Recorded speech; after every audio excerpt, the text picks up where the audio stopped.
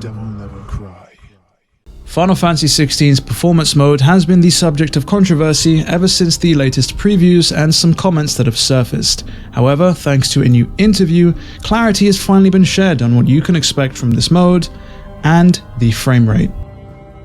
For those of you who aren't aware or in the loop about Final Fantasy XVI, its different modes and the current controversy, so to speak, even though I call it that lightly, let me get you up to speed. Like a lot of modern games on consoles, Final Fantasy XVI will provide the player with two different graphical options depending on what they want to prioritize. The first mode, the quality mode, will typically prioritize resolution and will aim to have the game running at 4K resolution with a frame rate of 30 FPS. The second mode, performance mode, will instead prioritize frame rate, where the game will aim to keep a smooth 60 FPS whilst compromising on the graphical fidelity or resolution to achieve that frame rate target. And so this entire debacle about the so-called performance mode started with the final previews that went live last week. Though I myself and a myriad of other content creators and gaming media outlets who got hands-on with the game felt that the performance was quite strong on performance mode, noticing barely any noticeable stutters or frame rate dips,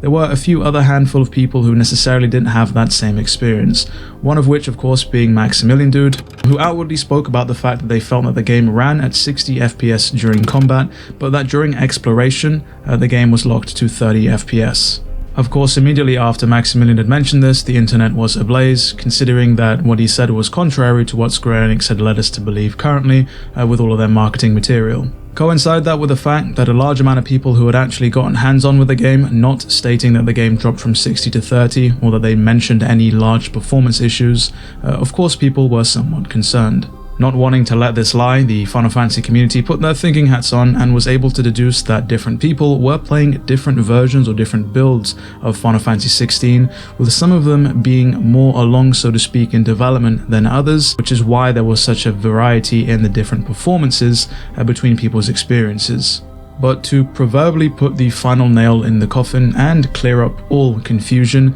we have a new interview that recently dropped featuring Hiroshi Takai, the director of Final Fantasy XVI, who explicitly answers this question in regards to Final Fantasy XVI and the performance mode. As part of the Korean media tour for Final Fantasy XVI, Square Enix sat down with GNN Gamer to answer a few questions. I do quickly want to give a shout out to the Reddit user Canon14 for actually localizing this so that we're able to understand what exactly is being said, but the question and answer is as follows. It seems that there are some stutters in the performance mode. Will this be fixed at launch? Also, it is rumored that the game in the performance mode will run in 30 FPS during exploration and 60 FPS only in combat. Is this really by design? To which Hiroshi Takai, the director, then goes on to answer, about the stutters, because the game is going to be released soon, it's going to be hard for us to fix it before launch, but that is not to say that it won't be fixed in a future patch. Regarding the performance mode, however,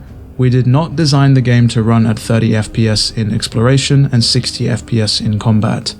Although we target 60 frames per second throughout performance mode, the actual frame rate will depend upon the particular circumstances in the game. The director then went on to close off the statement by stating that the combat frame rate might necessarily feel higher only because of the level of optimization that the combat has received in regards to some behind-the-scenes tricks that have to do with the game's lighting and shadows in the background of where you are fighting. Now, I'm not gonna lie, this is a huge statement to unpack, first and foremost simply because they mentioned that they can't fix a few issues because they're so close to launch, which runs in direct contradiction to what they said in that they feel that the game doesn't even need a day one patch because it's been so fine-tuned, optimized and polished. I've already talked at length about my hands-on time with the game and with both of the two different builds that I was able to play. And I did say that they felt quite refined, quite polished. I didn't notice any massive frame rate drops or frame rate dips. I certainly didn't notice the game switching from 60 frames a second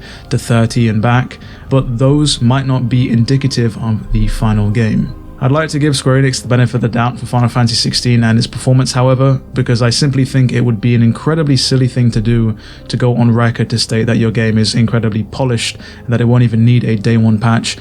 if you know that the game has massive performance issues. My opinion of FF16, and likely the opinion of many people out there, will largely depend on how large and how frequent these frame rate drops are. and whether or not they're going to affect the gameplay experience quite severely. On the other hand, however, Square Enix have also massively been pushing and focusing on the combat and game feel of Final Fantasy XVI and how fast and frenetic and fluid it feels, which again runs in contradiction with the so-called performance issues. Square Enix have been focusing on things like difficulty, challenges, New Game Plus modes, and all kinds of laborious and difficult tasks to really push the skills of the players, which wouldn't logically make any sense if the frame rate was all over the place. If a game that focuses on player execution, timing, and movement has a frame rate that is all over the place, it's not going to be conducive to a fun experience whatsoever. To play devil's advocate, of course, and looking at things from the other side, this could simply be a case of the meaning of what he was saying really being lost in translation and things just being blown out of proportion.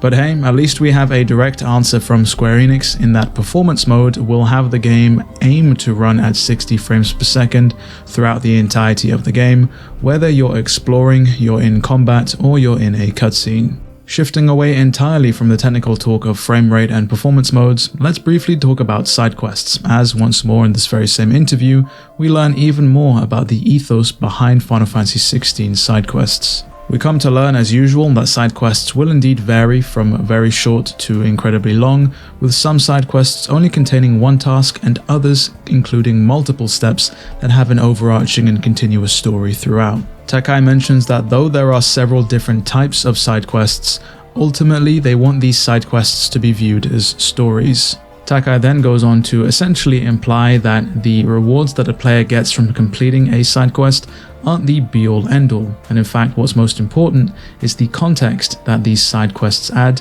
allowing players to better understand the world of Valisthea, which in turn will allow them to better understand the story of Final Fantasy XVI, and to understand why certain events are happening or why certain places in Valisthea are the way they are. If lore and context aren't necessarily what you're interested in, however, there is also more motivation for completing these side quests in that you'll find an increase in the reputation that Clive has,